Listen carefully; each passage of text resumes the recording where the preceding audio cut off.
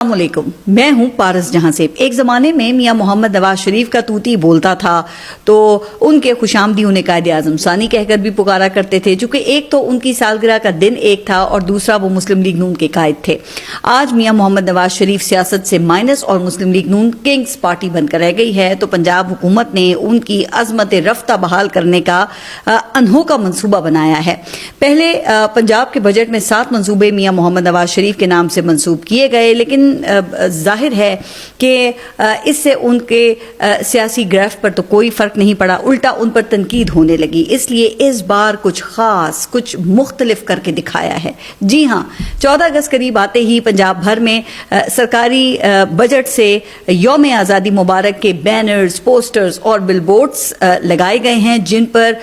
میاں محمد نواز شریف، شہباز شریف اور مریم نواز کی جمبو سائز تصاویر موجود ہیں۔ اچھا، کچھ جگہوں پر فیلڈ مارشل کی بھی عزت افزائی کی گئی ہے، لیکن ہاں اگر ان بل بورڈ سے کوئی مائنس ہوا ہے تو وہ بابا قوم اور علامہ اقبال ہیں، جن کے جدوجہد اور افکار ہی اس ملک کی ظاہر ہے کہ اصل میراث ہے، اور آج ہم اس قابل ہیں کہ یوم آزادی منا سکیں۔ لیکن لگتا ہے کہ حکومت پنجاب نے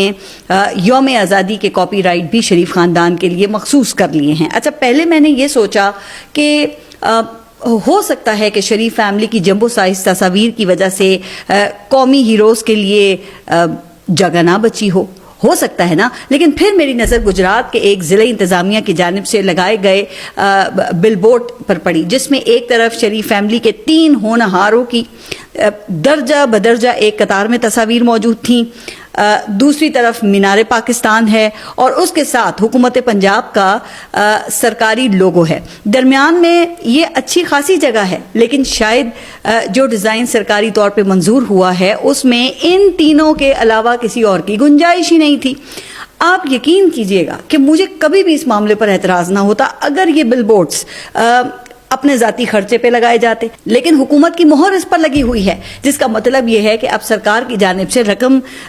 کی جانے والی تاریخ میں قائد اعظم اور علامہ اقبال کی کوئی جگہ نہیں رہی ہے۔ اچھا، پہلے انہوں نے یوم تکبیر کے اشتہاروں سے ڈاکٹر عبدالقدیر خان کو نکالا،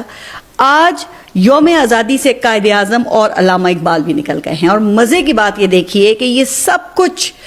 کچھ ان لوگوں کے زیر انتظام ہو رہا ہے جو خود کو قائد اعظم کی جماعت کا حقیقی وارث قرار دیتے ہیں، لیکن جب اختیار ملتا ہے تو اپنے لیے قائد اعظم ثانی اور مادر ملت کے خطابات سننا پسند کرتے ہیں۔ ویسے خواہش رکھنے اور اس کے مطابق عمل سے خود کو اس قابل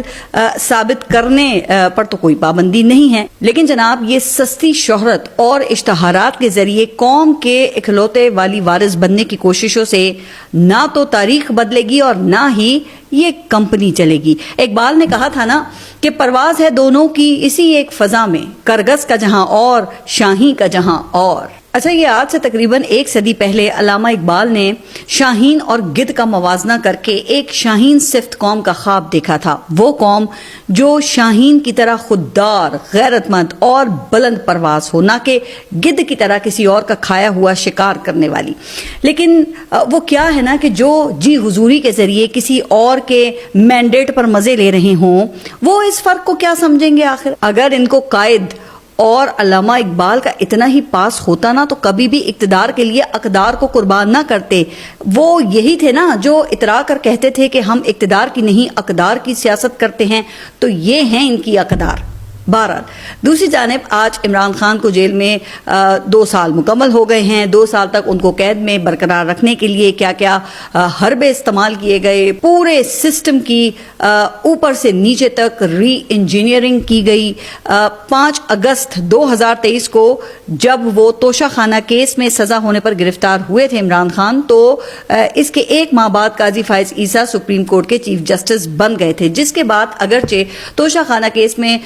عمران خان کی سزا کالعدم ہو گئی تھی، لیکن خان صاحب کی ایک کیس سے دوسرے اور پھر دوسرے سے تیسرے میں گرفتاریاں ڈالی جاتی رہیں۔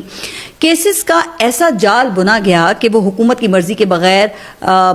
باہر ہی نہ آ سکیں۔ اب رہ گئی پارٹی تو اس کے خاتمے کا بیڑا کہا جاتا ہے کہ وہ قاضی فائز عیسیٰ صاحب نے اٹھایا۔ پہلے